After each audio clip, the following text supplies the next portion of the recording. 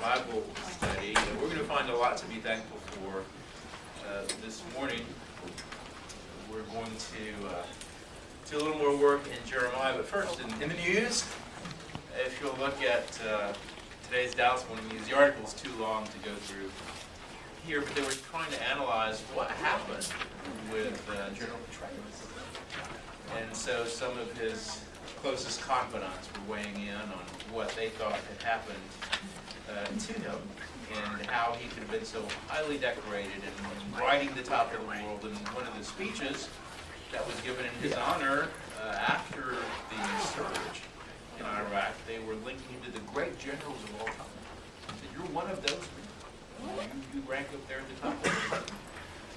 Well, here we are 18 months later, and we've got a list.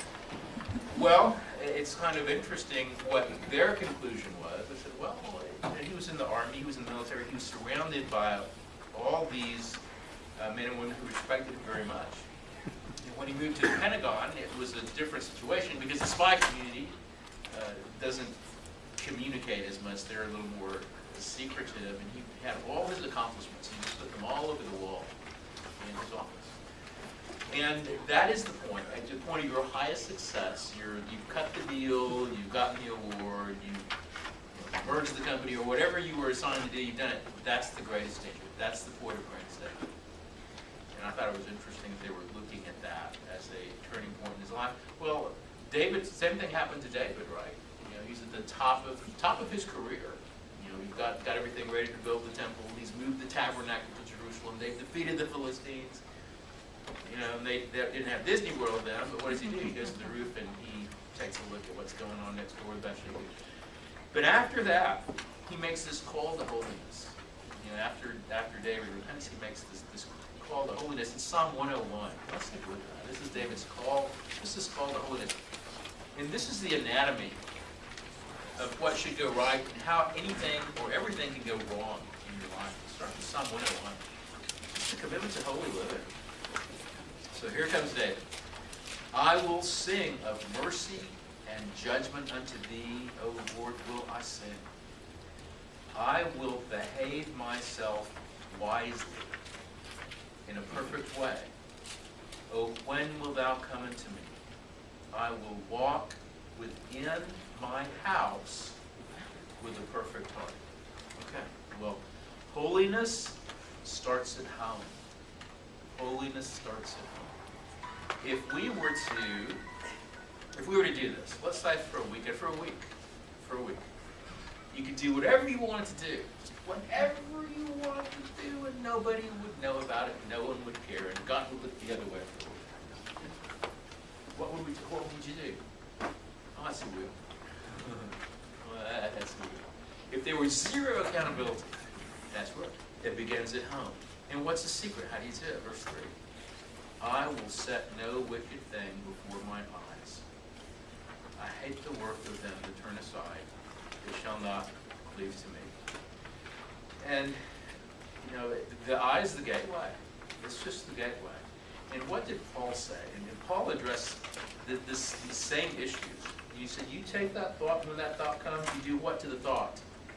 Take it captive. Take it captive. And, you know, Philosophy 101, what is it? What happens? What is a thought? You have a thought.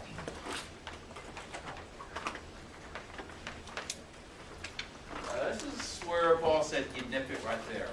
The thought comes, you take it captive.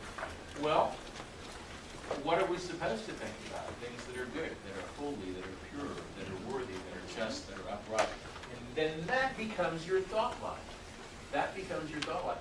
And why is it so important? Because that's where all seeds are planted. All seeds of who we are planted in our thought life. It's there. And thoughts become what? Thoughts become our words, right? What's the next step in philosophy?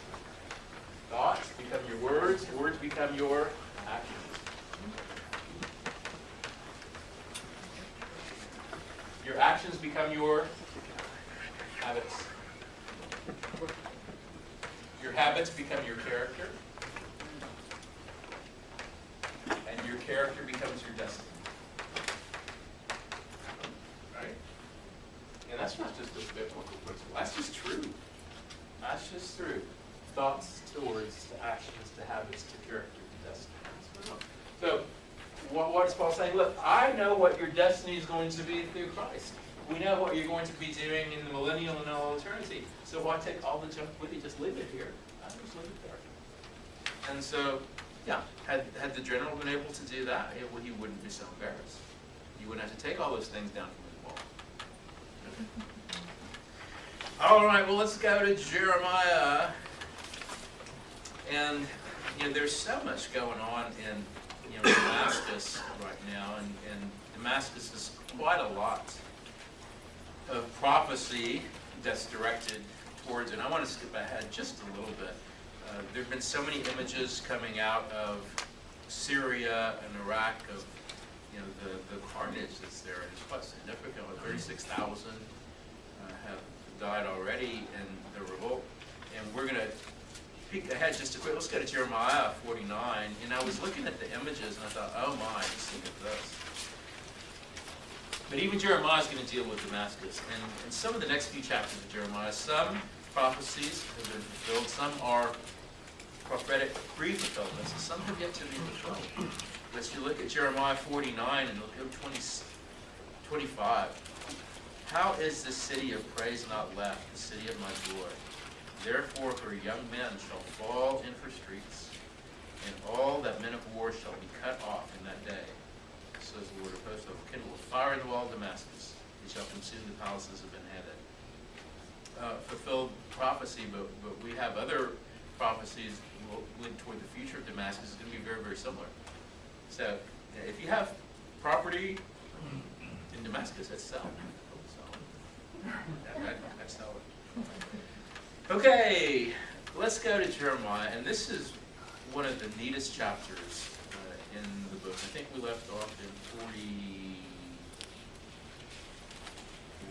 44. And we had just seen how Jeremiah had prophesied to Jonathan and the Hebrews that he had taken with him over to Egypt, saying, look, Pharaoh Hophra, I know that what you're trying to do, you want to get away from war. You want to have something to eat. You want Nebuchadnezzar to stay away from you. The problem is, he's going to Egypt next. He's on his way to Egypt. And if you go there, you're going to be caught up in it. Oh, well, no, the Pharaoh will protect us. And it wasn't just the Pharaoh. Who were they relying on? Well, the Queen of Heaven. And the false gods of Egypt. And they said, well, we're just going to burn incense to that queen. She's going to keep us safe. You know what, Jeremiah, things aren't so good here in Israel. And I know we asked you what the Lord was going to do. And you told us, but we just don't believe you. And we're going to do what did they say? What comes out of our mouth. We're going to do what comes out of our mouth. Before they had gone to Jeremiah, they knew they were going to Egypt. We're going to Egypt. And their thoughts became what? Their words? Their words, their actions. Where do they end up? Egypt? Well, what's going to happen? Well, it's not too pretty. So let's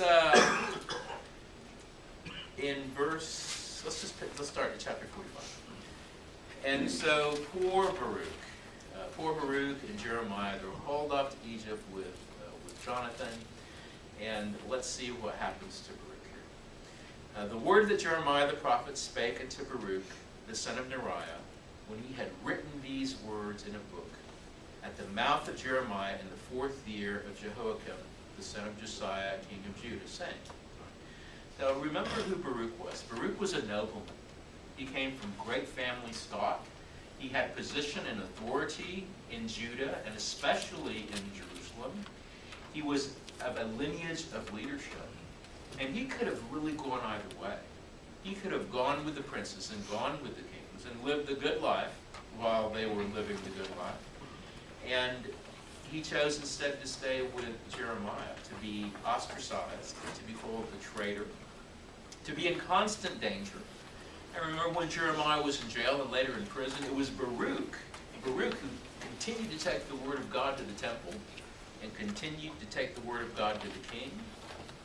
And imagine the danger and how scared he was, because Jeremiah is in prison. And so what would befall him? So he spent his entire life, he rejected all the king's living. He rejected the nobleman's life. and just stood by Jeremiah. And we can all relate to this. And this is one of the saddest chapters in the book, but it's one that's very meaningful to all of us because every one of us can relate to Baruch. We all can. We all can. So there's this remembrance to Baruch. So, well, you remember when you wrote everything down, Baruch? Yeah, I remember writing this book, Jeremiah. And what happened? What happened? He sits there and he takes it to the king, and what does the king do? He throws it in the fire. His lifetime work is thrown into the fire, and he's sitting there looking at the book burn. He's looking at the book of Jeremiah burn. All right, well, that didn't go too well. So he goes back and tells Jeremiah. Jeremiah prays, and what does Jeremiah say? The Lord told us, we've got to do it again. Get out the pen, get out the quill, Baruch. We're going to rewrite this book. Okay, all right. So he rewrites the book, and here's the word then to Baruch, 2. Thus saith the Lord, the God of Israel, unto thee, O Baruch, thou didst say, woe is me now, for the Lord hath added grief to my sorrow. I fainted in my sighing, I find no rest. Well, I love that because it's just honest. That's how Baruch feels. I've spent my entire life, I gave up everything.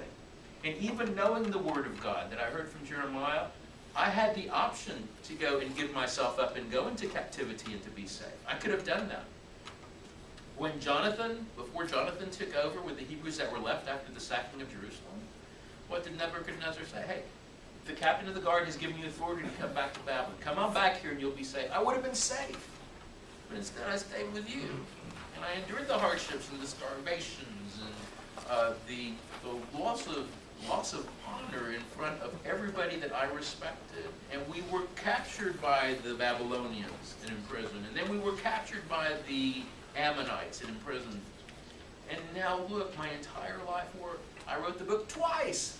And what good did it do? The country's ruined. The nation's sacked. Jerusalem's burnt to the ground. I'm in Egypt. Well, what's good about this? So he's just crying out.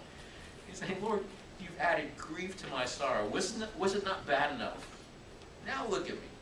Now here's what the Lord says. 4. Thus shalt thou say unto him, the Lord saith thus, behold, that which I have built will I break down, and that which I have planted I will pluck up, even this whole land. So the Lord is giving Baruch a reality check. He said, look, yes, you were faithful, and you wrote the book, and you wrote it twice, and you delivered the word to the people. But I'm the one who builds. I build things up, not you. It's me. I, the Lord, do that. I build up, I tear down, and in verse 5, he's speaking to his heart.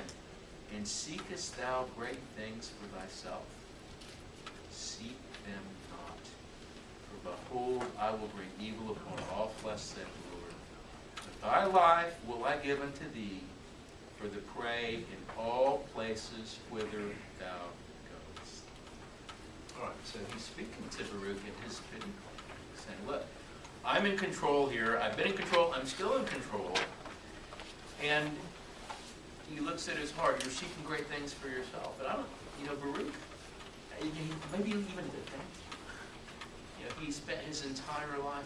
But the truth here and the teaching here is this. The honor comes from serving God, being called to serve Him, and have the honor to serve Him. We're not responsible for the results. And I can well understand how Baruch would think it was a total failure. It was a waste of time. Everything that the Lord had set out was rejected by the Hebrews in Israel, in Judah, in Jerusalem, and now in Egypt. My life has been wasted. Wasted. He said, no. You know what? I'm going to protect you. It doesn't matter where you go. And isn't that true, Baruch? I protected you in Judah. I protected you from Nebuchadnezzar, from the Babylonians. I protected you from Hezekiah. I protected you from Jonathan. I protected you from Shemiel. You were protected from the Ammonites. I'll protect you in Egypt too. So the Lord is not finished with him. There's still a little bit more of the book to write. But we can all sense that. We can all, why am I doing this? If you're in control, why should I even do this anyway? Because we've been called to that. We've been called to service. And that's where the joy is, and that's where the privilege is, of serving the living God. And so Baruch gets a little bit of a rebuke there. Okay, well, now they're in Egypt. Well, while they're in Egypt, let's go over to the home front, and let's go to Babylon. And so I've got a little handout on antiquities for today. So let's take a look at what's going over there with Nebuchadnezzar. And this is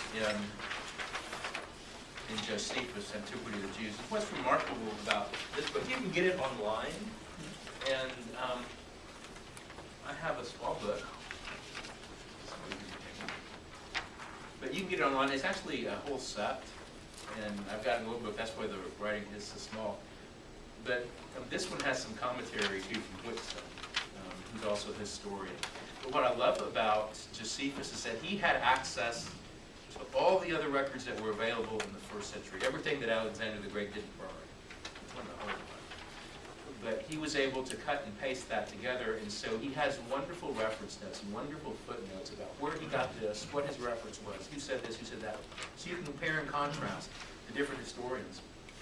So let's go over, this is dealing with Nebuchadnezzar, and let's see what Nebuchadnezzar is doing back in Babylon with the Hebrews. Remember, in the first and second waves, he took who? He took all the artisans. He took all the craftsmen, all the tradesmen, because he had a building project in mind. So the Hebrews are over there, and let's see what they're doing. So Nebuchadnezzar, he also added another city to that which was there of old, and rebuilt it. Interesting. That such as would besiege it hereafter might no more turn the course of the river, and thereby attack the city itself. He built, Nebuchadnezzar, what he's doing, he's adding on to the city. Because Babylon, old Babylon, the walls of the city, it had the Euphrates River running right through the center of it. And that river had been diverted before. And we know, just historically, from the sacking of Babylon by the Medes, what did Cyrus do? How did he get into the city? He diverted the river. Right? He went upstream, he diverted the river around Babylon. The river dries up, so rather than having to sack the walls, or try to sack the walls, they just walk in through the riverbed. They walk underneath and they're in the city. And that's why Belshazzar, he's having that great party, and there's the handwriting on the wall. Oh, the party's over that night without really an arrow being fired. They just walk in there. Daniel is there, and we see when the Babylonians first came, and they're taking the Hebrews captive, they're telling the Hebrews what? Your God has allowed this. Your God has told us this would happen. You weren't faithful to your God. That's why we're here. Well, Daniel's over there. And Nebuchadnezzar has already had this dream where Daniel said, you're the head. You're the head, Nebuchadnezzar. This is you, right? This is you. And then the rest of the body, who comes after that? The Medes and the Persians. So Nebuchadnezzar, he is on a campaign to get land and territory and slaves and spoil. Why? Because God, he believes God. And he's seen the God of Daniel, the God that protected Daniel the father. This Daniel is telling the truth. Daniel can see the future. And so Nebuchadnezzar goes on all these campaigns, and that's what's sending him back to Egypt, because after he sacks Tyre, Tyre didn't have enough spoil to pay his army. So just like Ezekiel said he would, he goes into Egypt to sack it too. But what's Nebuchadnezzar doing? He's saying, you know what? I understand Daniel is telling me that my time is going to be over and the Medes and the Persians are going to come in. They're right next door. So here's what I'm going to do. I'm going to add on to my city so they won't be able to divert the river. And maybe I can stay in power longer than what Daniel's saying. So it's interesting. He fortifies the city. Daniel's already told him he will be replaced, but he's trying to hang on in there.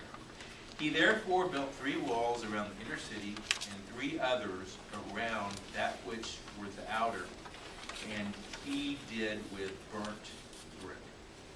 And that's what all the kilns were there for. It's a very, very sturdy brick because of the oil in the region. The sand is very oily, so it's water permeable, and it lasts for a very long time. And so he's building these walls, and we know from history, these walls were wide enough for 2 chariots to run along side by side on the outer wall. He was really concerned about his safety. Okay, 225. And after he had after a becoming manner, walled the city and adorned its gates gloriously. The Ishtar Gate, if you've seen that, is a very nice gate. I think it's in, where's it, in Berlin? Where's the Ishtar Gate? I think it's in Berlin. Berlin? Somebody picked it up. I think it's in Berlin, the Ishtar Gate. So he built these nice gates.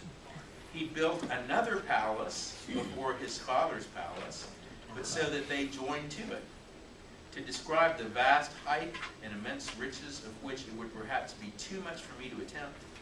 Yet, as large and lofty as they were completed in 15 days. Now that seems pretty incredible.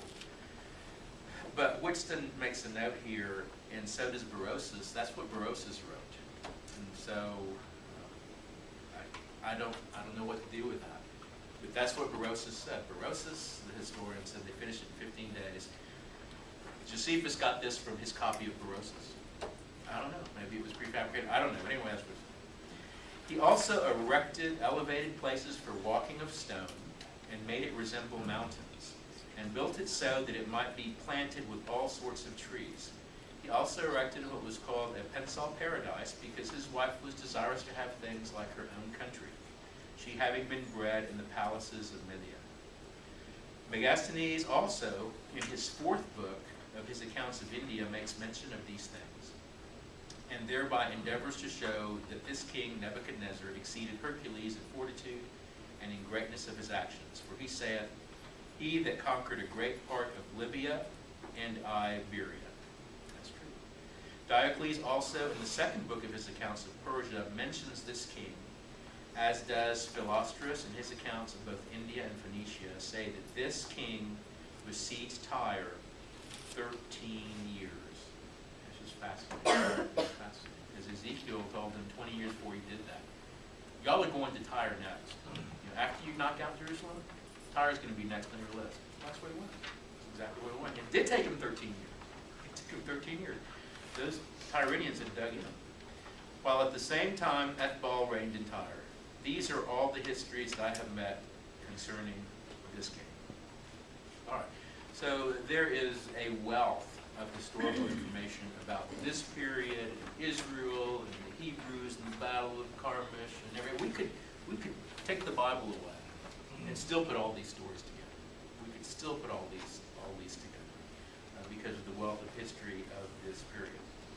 Okay, so the Hebrews are over there on this great building campaign, and they were obviously very, very good craftsmen. Many of the things that they built are still there right now today. Okay, let's go on then about the prophecies concerning Egypt in chapter 46.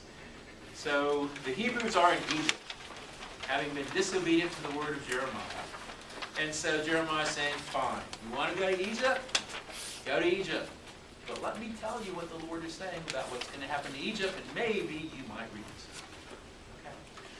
The word of the Lord which came to Jeremiah the prophet against the Gentiles, against Egypt, against the army of Pharaoh Necho, king of Egypt, which was by the river Euphrates in Carchemish, which Nebuchadnezzar, king of Babylon, smote in the 4th year of Jehoiakim, son of Josiah, king of Judah. This is just wonderful. You gotta love Jeremiah. He's just so tongue-in-cheek. And giving them this little stab. Let's start with a bit of history, if we want to. Do you remember King Josiah? And do you remember Pharaoh Necho? And do you remember the battle of Carchemish, when Egypt was coming over supposedly to give you a hand, and Nebuchadnezzar met them and defeated them at that battle? Do you remember that? They're saying that, well, you've relied on Egypt once before, didn't you? And what happened? Your king died. So he starts out with this little history lesson. Remember when I said, okay, verse 3. So he's now making fun of them. Order ye the buckler and shield. Draw near to battle. Harness the horses and get up ye horsemen, and stand forth with your helmets. Furbish spears, and put your brigandines. So he's telling them, go on and armor up. Put on your armor, guys. You want to go to battle? Go to battle. Get your shields, get your bucklers, get your horses, your helmets, your armor. 5. Wherefore have I seen them dismayed and turned away back, and their mighty ones are beaten down, and are fled apace, and look not back for fear round about, saith the Lord. They were running so fast, they didn't even look back. That's how fast they run, in spite of all their military might. 6, let not the swift flee away, nor the mighty man escape. They shall stumble and fall towards the north, by the river Euphrates. Who is this that cometh up as a flood, whose waters are moved as rivers? And he's comparing the Egyptian army to this giant flood. The waters are coming like a river. Egypt rises up like a flood, and his waters are moved like the rivers, and he said, I will go up and will cover the earth. I'll destroy the city and the inhabitants thereof. Come up, ye horses, and rage, ye chariots, and let the mighty men come forth. Ethiopians, Libyans that handle the shield, and the Lydians that handle and bend the bow. Interesting, with Egypt at this time, they had a lot of mercenaries that were in their army. After the defeat of Carchemish, there was the seeds planted of a civil war, and the military mutinied against Pharaoh Necho because of what they perceived as his incompetence, because it really was impossible for an army that large, that well equipped, and that well trained to lose. It didn't make sense to them. So they blamed their general, Pharaoh Necho, and he lost a great deal of his mighty men at that point because they lost confidence in his abilities. But what's fun here is that you have the Ethiopians and you have the Libyans that handle the shield, and the Lydians that handle and bend the bow. This is exactly the same coalition that we're going to see come against Israel again in Ezekiel 38, which is the battle of Gog and Magog, when Russia and all those nations that ended stand, this stand and that stand, they come down, and then the Arab countries come up. Everybody, at this point, with the exception of Saudi Arabia and I think Iraq, since this went out. But part of the reason that they're in league then, and they will be in league, is they're related. These three nations, the Ethiopians, the Egyptians, and the Libyans, they're all direct descendants of who? Of Ham. And right back to Genesis 6. They're direct descendants of Ham. So they're all related. So it's not unusual for them to be in league. And they're going to stay in league. And now they're united by their religion. Okay, verse 10. For this is the day of the Lord of hosts, a day of vengeance, that he may avenge him of his adversaries, and the sword shall devour, and it shall be satiate and made drunk with their blood. The Lord God of hosts hath a sacrifice in the north country by the river Euphrates. Okay, so he's telling them about the outcome. 11. Go up to Gilead and take balm, O virgin, the daughter of Egypt. In vain shalt thou use many medicines, for thou shalt not be cured. Again, he's making fun of them. In Gilead, there actually was a balm that had curative properties that they would put on wounds. We sang that song, didn't we? Is it still in our hymnal? Mm-hmm. There is a balm in Gilead. Soul, I think, yeah. There is a balm. Make the wound right. No, really. I mean, but that's true. Well, that's true. But he's making fun of them. Look, not even the balm from Gilead will help you. That's pretty serious medicine there. But you're going to get whipped. Nothing is going to help you. There's no place to hide. And this is what? Vengeance. Vengeance. And there's that, and this is just how the Lord works. He raises up adversaries from other countries to discipline these people. He just does. He raises up, when a country is walking in disobedience with the Lord, he raises up foreigners against them. He does. But then, after the discipline has been meted out, he deals with foreigners. And so they had killed Josiah in the battle of Carchemish. Josiah was killed by an arrow. And so if there's vengeance, I'm going to settle that issue with you, Egypt. I'm going to settle it. You killed a good king. We're going to deal with that now. Okay, so here comes Jeremiah verse 13. The word that the Lord spake to Jeremiah the prophet, how Nebuchadnezzar, king of Babylon should come and smite the land of Egypt. Okay, he's coming, he's coming. And what was Jonathan's plea to Jeremiah? He said, look, the reason we're leaving is because we're trying to escape Nebuchadnezzar. Can you not see that? Can you not see that? We're trying to escape Nebuchadnezzar. And Jeremiah said, look, he's going to Egypt. He's coming. All right. And this is fun in verse 14. Declare ye in Egypt and publish in Migdol. Okay, so we have Egypt. We're going to make these declarations. Where? Jeremiah, I want you to take this word, and we're going to ride the circuit here. First of all, Egypt. Very good. I'm already there, Lord. All right, good. Good for you. Now take it to Migdol. Migdol, Lord? Yeah, I want you to go to Migdol. And then after that, I want you to go to Nof. And what is Nof? It's Memphis. And then after that, Taphanes.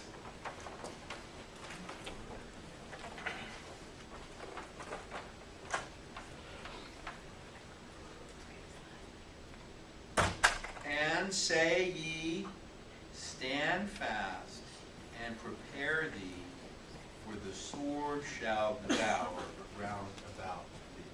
Okay, Migdol, these are very interesting places. Migdol, when they had been released from slavery out of Egypt, Migdol was the last stop on their 3-day journey, which they completed in about 72 hours. No, I'm sorry, it was 26 miles a day. It was about 70-something miles. And they took 3 days, and Migdol was the last camp out before they saw the hand of the Lord turn back the Egyptian army. This is where the Lord showed himself in Migdol. So there's a history there with Migdol, but they were escaping. And when they were in Migdol, they thought, we're going to die. We're trapped. We're trapped. Here comes Pharaoh's army, and we've got the Red Sea. There's no escape for us. But the hand showed himself. So Migdol has a history with the Jews. Memphis and all kinds of temple worship, pagan temple worship there. In Taphanes, this is where the Pharaoh had set up his headquarters. He was building his palace there, and that palace has recently been uncovered. And it's a very nice palace. And so at the early prophecies, Jeremiah was saying, Nebuchadnezzar, and you remember he said he got this stone, and he took the stone, and he dropped it in the middle there of the court of his palace. He said, Nebuchadnezzar is going to be standing right there. Right there. And of course, people know. Okay, Egypt, Migdol, Memphis, Taphanes. Let's go back a couple of chapters. Let's go to chapter 44. So as the Jews are leaving Judah, as they're on their way to escape, where do they go to be safe from Nebuchadnezzar? First stop, Migdol. Then Taphanes. Then Nof, which is Memphis. And the country of Pathros, that's the Nile Delta region. That's the Nile Delta. So this is where they've gone to hide out. And this is where Jeremiah says, hey, this is where he's coming. How coincidental. No, how coincidental. All right.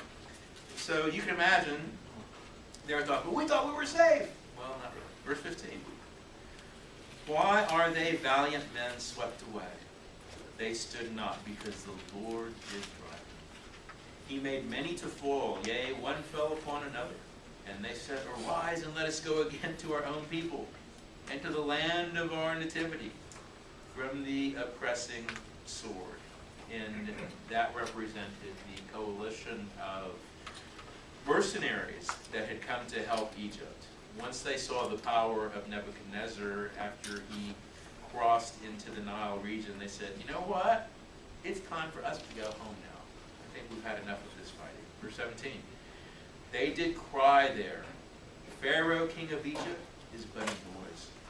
He's past the time of winter. As I live, saith the king, whose name is the Lord of hosts, surely as Tabor is among the mountains, and Carmel is by the sea, so shall he come. And so the Lord is making this pledge. As sure as Tabor is the mountain, and Carmel is by the sea, Nebuchadnezzar's coming here. 19. O thou daughter dwelling in Egypt, furnish thyself to go to captivity. For Memphis shall be waste and desolate, without an inhabitant. Egypt is like a very fair heifer, but destruction cometh, it cometh out of the north. Again, a little stab back to the Hebrews. When they were in Egypt, they learned to worship the calf, and they had that little incident at the bottom of Mount Sinai where they made the golden calf, and they were worshiping that. And what is the Lord saying? You know, Egypt, it's just like a heifer. Y'all remember the heifer, don't you? It's just this place, it's beautifully written. And he's speaking to their heart and reminding them that everything they've trusted in, there is no logical reason to have ever trusted in it, much less now. And everything that Yahweh has promised and Yahweh has promised, it all comes true. So then why? Why? Okay, let's go on. 21. Also her hired men are in the midst of her like fatted goats. For they also are turned back and fled away from her. They did not stay, because the day of their calamity was come upon them, and the time of their visitation. So it's Egypt and their little coalition of mercenaries, they're just like fatted bullocks. And the fatted calf is for what? It's for slaughter. 22. The voice thereof shall go like a serpent, for they shall march with an army, and come against her with axes, as hewers of wood. They shall cut down her forest, said the Lord, though it cannot be searched, because they are more than the grasses. He's saying there's going to be this way, it's going to be huge and innumerable, and it describes them as trees. They're going to be trees. Nebuchadnezzar is going to be an axe. Okay? Well, what defense does a tree have against an axe? Well, not much. Not much. The daughter of Egypt shall be confounded, shall be delivered into the hand of the people of the north. The Lord of hosts, the God of Israel, said, Behold, I will punish the multitude of Nebo, and Pharaoh and Egypt with their gods and their kings, even Pharaoh and all of them that trust in me. And I will deliver them into the hands that seek their lives, and into the hand of Nebuchadnezzar, king of Babylon, the hands of his servants, and afterwards it shall be inhabited as in the days of old, said the Lord. So there is a time when Egypt will come back, but at this particular time, judgment's coming. Okay. Well, we'll pick up there next week, and the message today is, our responsibility is to be faithful to God and do what He's called us to do. And what does He? He preserves us in the midst of that. Because I know Baruch felt like his life was wasted. It wasn't. And in the midst of all the calamity, he still was preserved. The remnant is still preserved. The people are still preserved. And he presided over the death of the nation. And after warning, and he felt like a failure because he couldn't stop it coming. And that's the same responsibility we have, in our day, to our country, is to stand for those principles and stand for those godly principles. And if the whole thing falls apart, the Lord will still preserve us, and we are the ones who will have the honor of serving the one true living God. And ultimately, God raises up, and He brings down. And when discipline's in order, He brings it. He brings it. So, as we celebrate Thanksgiving with our family, just count all the things we have to be thankful for. We really do. We have a lot to be thankful for. And whatever happens in our country, we have something that no one else has. We have a hope. We have a hope. And we're building a kingdom.